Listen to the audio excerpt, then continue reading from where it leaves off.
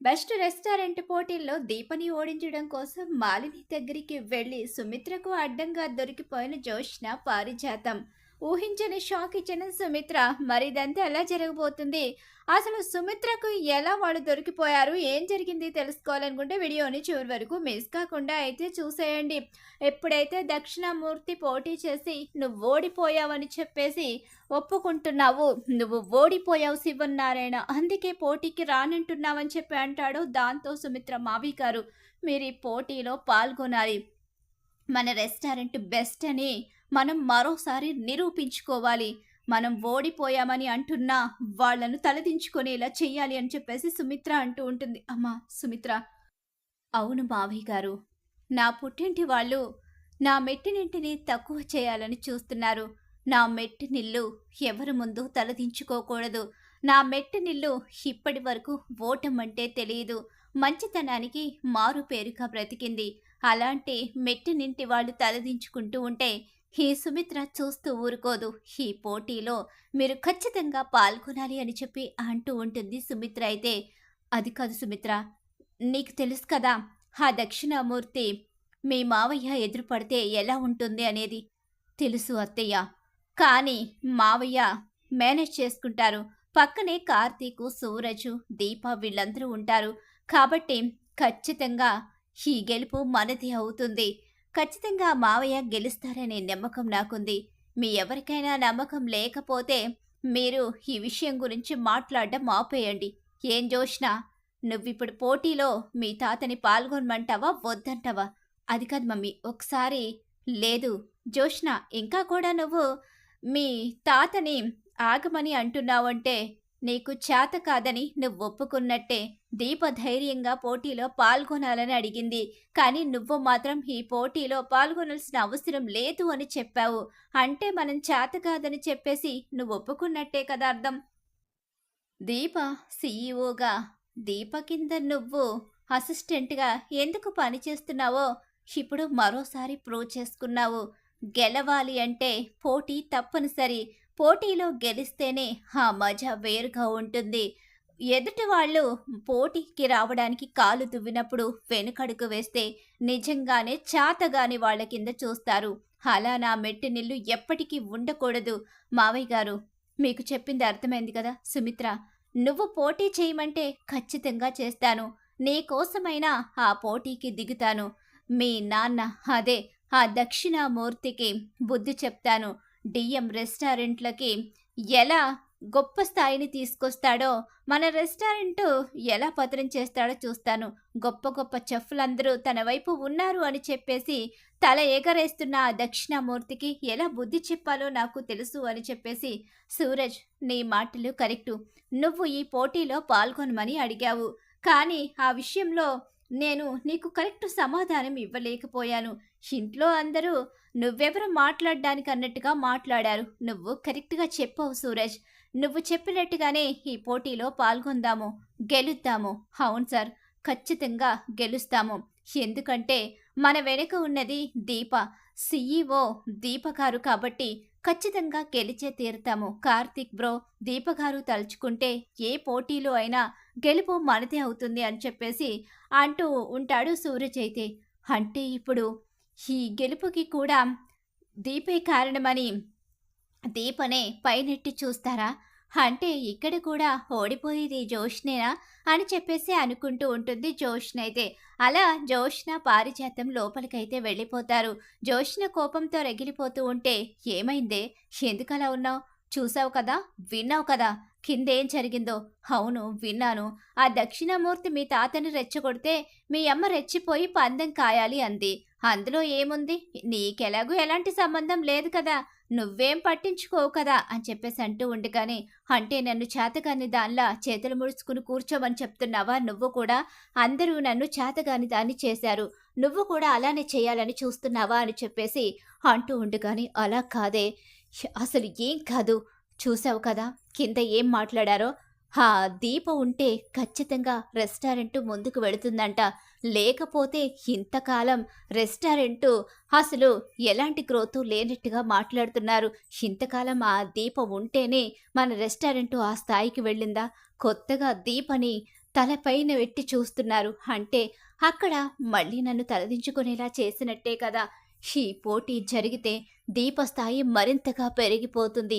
దీప కారణంగానే ఈ పోటీ జరిగిందని, ఈ పోటీలో మన రెస్టారెంట్ గెలిస్తే దీప స్థాయి ఎక్కడికో వెళ్ళిపోతుంది. దీప, బావని ఇక ఎవ్వరూ పట్టుకోలేరు అని చెప్పేసి అంటూ ఉంటుంది జోష్న. గెలిస్తే కదా! ఈ పోటీ జరిగితే కదా! అంటే ఏం మాట్లాడుతున్నావు? పోటీ జరగదు అంటున్నావా? జరుగుతుంది. కానీ గెలుపనేది రాకపోవచ్చు అని చెప్పేసి పారిజాతం అంటూ ఉంటుంది. ఏం మాట్లాడుతున్నావు నువ్వు? జరిగినప్పుడు గెలుపు మనదే అవుతుంది కదా! దీప గురించి నీకు తెలుసు కదా! దీపని తలదన్నే చెఫ్‌లు ఎంతో మందుంటారు. ఎంతమంది వచ్చినా దీప వంట రుచి ఎవ్వరికీ రాదు. ఏంటే కొత్తగా దీప వంట రుచిని మెచ్చుకుంటున్నావేంటి? ఎందుకంటే రోజూ తింటున్నాం కదా! ఎక్కడ ఏ రెస్టారెంట్‌లోని ఎవరి చేతి రుచి కూడా ఇంత గొప్పగా నేను చూడలేదు.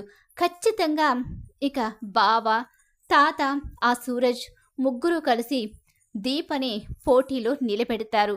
దీప సీఈఓ కావచ్చు, కానీ వంటలు చేయడంలో ఎక్స్‌పర్ట్ కాబట్టి దీప ఖచ్చితంగా పోటీలో నిలబడుతుంది. అప్పుడు దీపే గెలుస్తుంది. ఒకవేళ దీప పోటీలో నిలబడి ముందుకొచ్చి వంట చేయకపోయినా వెనకాల చెఫ్స్‌కి ట్రైనింగ్ బాగా ఇస్తుంది. ఆ ట్రైనింగ్‌లో ఆ చెఫ్ గెలిసినా సరే ఆ క్రెడిట్ అంతా దీపకే వెళ్ళిపోతుంది అని చెప్పేసి అంటూ ఉంటుంది జోష్నైతే. వెళ్ళిపోతే చూస్తూ ఊరుకుంటామా ఏంటి? ఈ పోటీలో దీప గెలవదు. అది నువ్వెలా చెప్పగలవు? అది ఎలా సాధ్యమవుతుంది? అది ఎప్పటికీ సాధ్యం కాదు. దీపే గెలుస్తుంది. మళ్ళీ రెస్టారెంట్‌లో నా స్థాయి ఎక్కడికి పడిపోతుందో ఏంటో! అసలు ఈ జోష్నకి అవకాశాలే రావడం లేదు. ఈ సూరజ్‌గాడు వచ్చిన దగ్గర నుంచి నా నెత్తి మీద శనిలా దాపురించాడు.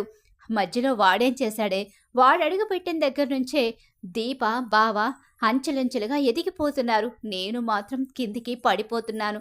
అసలు ఈ పోటీలో గెలవాలి, పోటీ ఉండాలి, ఇక వాళ్ళతో పోటీ పడాలి అని చెప్పి మొదలుపెట్టిందే ఆ సూరజ్‌గాడు. ముగించింది తాత, మా మమ్మీ. నీకు అర్థమవుతుందో లేదో కానీ అవును, నేను గమనించాను. ఆ సూరజ్‌గాడు అసలు మంచివాడంటావా? చెడ్డవాడంటావా?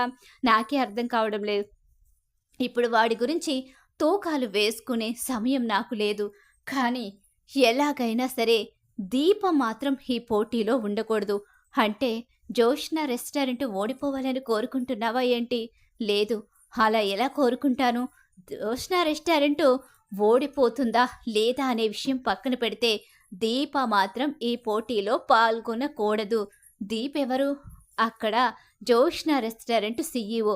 సీఈఓకి అక్కడ చాలా ఇంపార్టెంట్ ఉంటుంది. ఖచ్చితంగా దీప ఈ పోటీలో పాల్గొంటుంది అని చెప్పేసి అంటూ ఉంటుంది. ఇక పారిజాతమైతే మరేం చేద్దాం? ఏం చేద్దామేముంది? పద వెళదాం. ఒక ముఖ్యమైన పనుంది అని చెప్పేసి అంటూ ఇక పారిజాతం జోష్నని వెడదామని చెప్పి బయటికి తీసుకొస్తుంది. గ్రాని, ఎక్కడికి తీసుకువెళ్తున్నావు? అసలు దేనికోసం ఇప్పుడు నువ్వు? ఎక్కడికి? అసలు ఎవరిని కలవడానికి? ఎందుకే అన్ని ప్రశ్నలు వేసి నా బుర్ర తింటావో? నాది ఇక ఎక్స్పీరియన్స్ ఉన్న బ్రెయిను. నీది మాత్రం ఎక్స్పీరియన్స్ లేకుండా ఏది పడితే అది చేసేస్తూ ఉంటావు. ఓడిపోతూ ఉంటావు, తలదించుకుంటూ ఉంటావు, ఇలా దిగజారిపోతూ ఉంటావు. ఇంకా అవకాశం ఇవ్వకూడదు అంటే ఖచ్చితంగా మనం ఈరోజు అనుకున్నది చెయ్యాల్సిందే. ఏంటి గ్రాని, ఏం చేయాలనుకుంటున్నావు?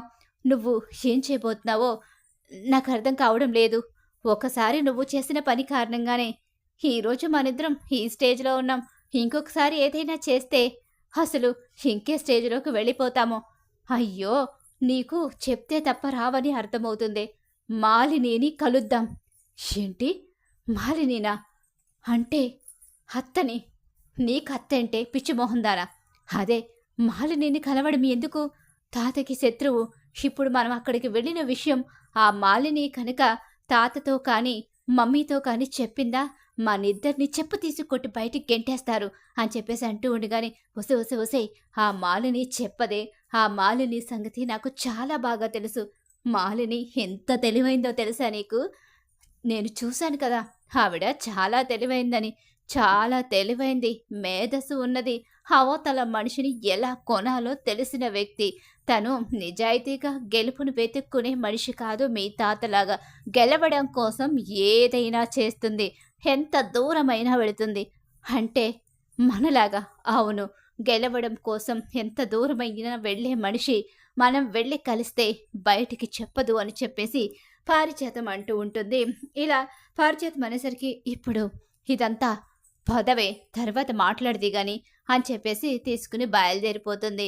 సూరజ్ కార్తీక్‌కి ఫోన్ చేస్తాడు. బ్రదర్, వీళ్ళిద్దరూ ఎక్కడికో వెళుతున్నారు. ఇద్దరు తెగ మాట్లాడుకుంటున్నారు. మీరు ఆ! నేను చూసుకుంటాను సూరజ్. నువ్విక ఏం తెలియనట్టే ఉండు. నేను చూసుకుంటానని చెప్పాను కదా! అని చెప్పేసి అంటూ ఉంటాడు కార్తీక్. అలా కార్తీక్ అంటూనే అసలు వీళ్ళిద్దరు ఎక్కడికి వెళ్తున్నారు? అస్సలు వీళ్ళిద్దరూ ఎవరిని కలవడానికి వెళుతున్నారు? పైగా ఇప్పుడు రెస్టారెంట్స్ మధ్య పోటీ జరగబోతుంది. డిఎం రెస్టారెంటు, జోష్న రెస్టారెంట్స్ పోటీ పడబోతున్నాయి. ఈ పోటీలో దీపది ఇక ప్రధాన స్థానం కాబోతుంది. ఇప్పుడు దీపే ఈ పోటీలో పాల్గొనడానికి ఏదో ఒకటి చెయ్యాలి. అది దీప వల్ల మాత్రమే అవుతుంది. ఆ విషయం వాళ్ళకు కూడా తెలుసు. మరి ఇప్పుడు దేనికోసం ఎవరిని కలవడానికి వెళుతున్నారు అని చెప్పి ఆలోచించుకుంటూ ఇది కాదు సంగతి. ఇప్పుడు తెలియాల్సిన మనిషి ఇంకొకరున్నారు. ఏం జరిగినా ఏదైనా సరే ఇక నేను ఈ నిజాన్ని దాచిపెట్టి మళ్ళీ ఏం జరుగుతుందో నేను నాలో మాత్రమే దాచుకోవడం కరెక్ట్ కాదు. ఇప్పుడు ఎవరికి తెలియాలో వాళ్ళకి తెలిస్తేనే వీళ్ళకి బుద్ధొస్తుంది అని చెప్పేసి సుమిత్రకి ఫోన్ చేస్తాడు కార్తీక్. అయితే ఇలా ఫోన్ చేసేసరికి, హేరా ఈ సమయంలో ఎందుకు ఫోన్ చేశావు? అత్త, నువ్వు బయటకొస్తావా? బయటికేంట్రా? ఇప్పుడు బయటికెక్కడికి? ఇప్పుడు బయటికెందుకురా? ఇంట్లో తాతున్నాడు. కానీ చెప్పకుండా నువ్వు బయటికి రా అత్త. మనిద్దరం ఒక చోటుకి వెళ్ళాలి. ఏంట్రా? ఎక్కడికి ఎక్కడికి వెళ్ళాలి? నేను చెప్తానత్తా, నువ్వురా అని చెప్పేసి ఇక సుమిత్రని రమ్మంటాడు. అలా రమ్మనేసరికి సుమిత్ర బయటికైతే వస్తుంది. ఈలోగానే ఆల్రెడీ జోష్న ఫోన్లో లొకేషన్ ఎక్కడ వెళుతుందో చూపిస్తూ ఉంటుంది సూరజ్కి. సూరజ్ అయితే బ్రదర్ వాళ్ళు ఇటుగా వెళుతున్నారని చెప్పేసి చెప్పడం, అలాగే వెనకాలే కార్తీకు అలాగే సుమిత్ర బయలుదేరుతారు. ఏంట్రా? ఎక్కడికి తీసుకువెళ్తున్నావు? అసలు ఎందుకు తీసుకువెళ్తున్నావు? ఈ టైంలో ఎందుకు రమ్మన్నావురా? నాకేం అర్థం కావడం లేదు. అందరూ బాగానే ఉన్నారు కదా? అందరూ బాగానే ఉన్నారత్తా. నువ్వు కంగారు పడకు. నువ్వు వస్తే ఈరోజు నీకు ఒక ఆశ్చర్యపోయే నిజం తెలియబోతుంది. ఏంట్రా నిజం? ఏమో నాకు కూడా పూర్తిగా తెలియదు. నిజం ఏంటన్నది అక్కడికి వెళితే తప్ప మనకి అర్థం కాదు అని చెప్పేసి వాళ్ళు ఫాలో అవుతూ వెళ్తాడు. ఈలోగానే ఇక్కడ జోష్న, పారిజాతం ఇద్దరూ కలిసి మాలిని దగ్గరికి వస్తారు. అలా వచ్చేసరికి ఏంటి వెతుక్కుంటూ వచ్చినట్టున్నారు అని చెప్పేసి మాలిని అంటూ ఉంటుంది. అంటే మేమొస్తామని ముందే తెలుసా? ఎందుకు తెలియదు? పారిజాతం గురించి తెలుసు. పారిజాతం మనవరాలు జోష్న గురించి తెలుసు. ఏం మాట్లాడుతున్నావు? అవును, మీ ఇద్దరి గురించి ఈ మాలినికి తెలియదనుకుంటున్నావా? అవునులే, నువ్వు గుండెలు తీసిన బంటివి. నీకు తెలియంది ఏదీ లేదని నా భర్త శివనారాయణ ఆల్రెడీ చెప్పాడు. మరి ఇప్పుడు ఎందుకు దయచేసినట్టు అని చెప్పేసి అంటూ ఉండగానే మేమెందుకు వచ్చామో కూడా నీకు అర్థమయ్యే ఉంటుంది కదా. అంటే ఏంటిప్పుడు?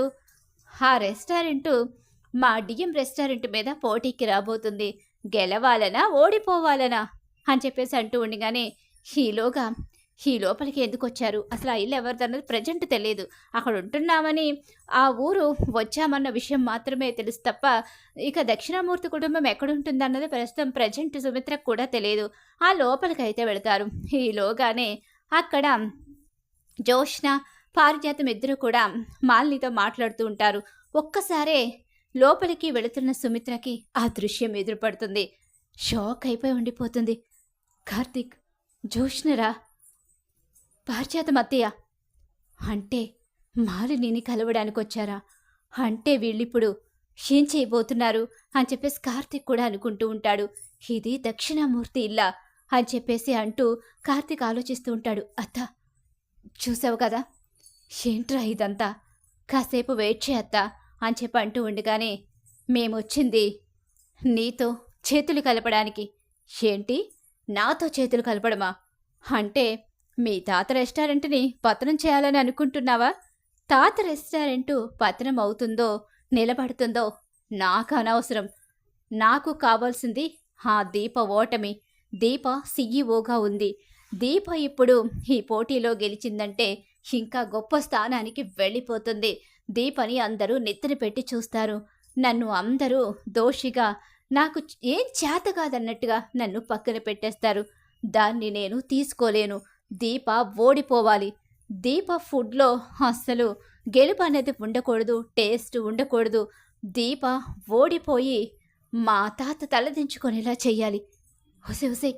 మీ తాత తలదించుకునేలా చేస్తే పరిస్థితి ఎందుకు కంగారు పడతావు?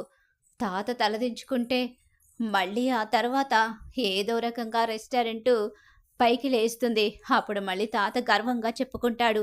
ఇప్పుడు దీప గెలిస్తే ఇక జీవితంలో ఆ స్థానం నాకు రాదు. ఇంకెప్పటికీ ఈ జోష్న దీప కింద పిఏగానే మిగిలిపోతుంది. అది నాకు ఇష్టం లేదు. నేను తలదించుకునే పరిస్థితి మాత్రం నాకెప్పటికీ రాకూడదు. అంటే మొత్తం మీద జోష్న రెస్టారెంట్ ఓడిపోయినా పర్వాలేదు అనే నిర్ణయానికి వచ్చిందనమాట ఆ వారసురాలు అని చెప్పేసి అంటూ ఉంటుంది. ఇక మాలిని అయితే అవును, ఏం చేస్తారో తెలీదు. పోటీ పెడతారో పెట్టరో నాకు తెలీదు. ఒకవేళ పోటీ పెట్టినా దీప గెలవకూడదు. దీపకి గెలుపు అనేది ఉండకూడదు. దీప ఓడిపోవాలి అని చెప్పేసి అంటూ ఉంటుంది. సరే, నేను చూసుకుంటాను. అక్కడ ఏం జరుగుతుందో, వాళ్ళసలు ఎలా పోటీకి దిగుతున్నారో, ఏ రకంగా ఫుడ్ విషయంలో నాణ్యత టేస్టు అందిస్తున్నారో, అసలు ఆ రెస్టారెంట్లో అసలు ఏం ప్లాన్ చేస్తున్నారో ఇవన్నీ కూడా నాకు తెలిసేలా మీరు చెయ్యాలి. అలా చేస్తే మీరు కోరుకున్నట్టుగా నేను చేస్తాను. ఆ దీపని, కార్తీక్ని గెలవకుండా చేసి ఆ శివనారాయణ్ని తలదించుకునేలా చేస్తాను అని చెప్పేసి మాలిని అంటూ ఉంటుంది.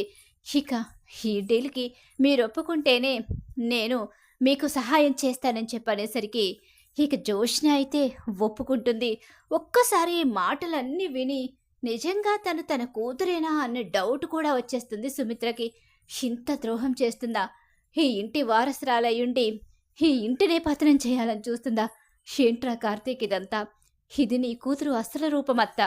ఇది నీకు తెలియాలనే ఇక్కడికి తీసుకొచ్చాను అని చెప్పి అంటూ ఉండగానే ఒక్కసారి ఇక సుమిత్రకు గుండెలు పగిలిపోతాయి. కూతురు తనింటికే ద్రోహం చేయడం అనేది తట్టుకోలేకపోతూ ఉంటుంది సుమిత్ర. కుప్ప కూలిపోతుంది. అత్త, లేదురా, బాగానే ఉన్నాను, పదరా వెళదాం అని చెప్పేసి ఇంటికైతే బయలుదేరిపోతారు. ఇక హాల్లో కూర్చుని ఉంటారు. ఈలోగానే జోష్న, పారిజాతం ఇద్దరు వస్తారు. వచ్చి రాగానే లేచిన సుమిత్ర చెంప పగలగొట్టేస్తుంది జోష్నది. చిచి, నువ్వు నా కూతురువి కాదు అని చెప్పి గట్టిగా అరుస్తుంది. అదేంటి సుమిత్ర ఇలా అంటుంది? ఈ టైంలో తను కూతురు కాదు అంటుందేంటి? ఏం తెలిసింది? అయినా ఈ మాయలోడు ఇక్కడున్నాడేంటి అని చెప్పేసి పారిజాతం ఆశ్చర్యపోతుంది. మమ్మీ, ఏంటి తిన్నింటి వాసాలు లెక్క పెడతావా? ఈ ఇంటి వారసురాలివి, మా కడుపున పుట్టి మమ్మల్నే ద్రోహం చేసి మా జీవితాల్ని నాశనం చేసి ఇక్కడ తలదించుకునే పరిస్థితిని తీసుకొస్తావా? ఈ ఇంటిని తీసుకుని వెళ్ళి మరొకరి దగ్గర తాకట్టు పెడతావా? ఈ ఇంటి పరువునే అమ్మేస్తావా? అసలు నువ్వు నా కూతురువి కాదు. నా కళ్ళ ముందు నువ్వు కనిపించడానికి లేదు. నువ్వు ఈ రోజు నుంచి నా కూతురుగా ఉండడానికి లేదు అని చెప్పనేసరికి మమ్మీ, అది కాదు మమ్మీ. సుమిత్ర, చిచి, మీరు మాట్లాడకండి. మిమ్మల్ని చూస్తుంటేనే నాకు అసహ్యం కలుగుతుంది. మీరేం పెద్ద మనిషి, శివనారాయణ గారి భార్య స్థానంలో ఉన్నారు.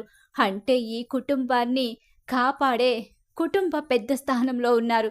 కానీ మీరే మీ చేతులతో ఈ కుటుంబం పరువు తీయాలి అనుకుంటున్నారు.